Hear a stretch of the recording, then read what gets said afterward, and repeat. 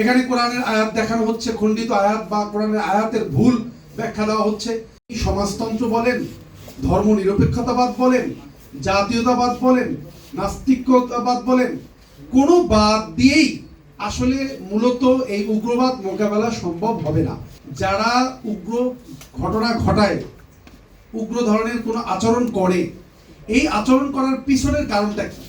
পিছনের কারণটা হচ্ছে তারা কোনো না কোনো আদর্শ দ্বারা উদ্বুদ্ধ, কোনো না কোনো তাদের নেতা রয়েছেন, তাদের আদর্শিক নেতা, তিনি বলেছেন যে এইটা তোমার ইমান, আল্লাহ রসুল পরকালের প্রতি যে ইমান আছে, এই ইমানের দায়িত্ব হচ্ছে যে ইমানই দায়িত্ব হচ্ছে যে যারাই ইসলামের বিরুদ্ধে বা অন্যান্য তোমার মতের বিরুদ্ধে কথা বলবে তাদেরকে তুমি আক্রমণ করবা, তাদেরকে তুমি হত্যা করবা, তাদেরকে জ্বালায় পোড়াই দিবা, এইটাই তোমার ইমানি দায়িত্ব, ইমানি কর্তব্য।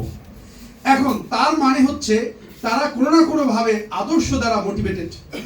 এখানে কোরআনের আয়াত দেখানো হচ্ছে, খণ্ডিত আয়াত বা কোরআনের আয়াতের ভুল ব্যাখ্যা দেওয়া হচ্ছে। এইভাবে তাদেরকে কিন্তু আদর্শ দ্বারা উদ্বুদ্ধ করা হচ্ছে। এখন সেখানে যদি তাদেরকে আমি ওখান থেকে সরিয়ে আনার চেষ্টা করি অথবা আইনের প্রয়োগ করি, মানে শক্তি প্রয়োগ করি, তাহলে সেখান থেকে তারা সরে আসবে না। তাদেরকে সেখান থেকে সরিয়ে আনতে হলে ইসলামের যে সুমহান যে ইতিহাস এবং সঠিক আদর্শ সেটা তুলে ধরতে হবে।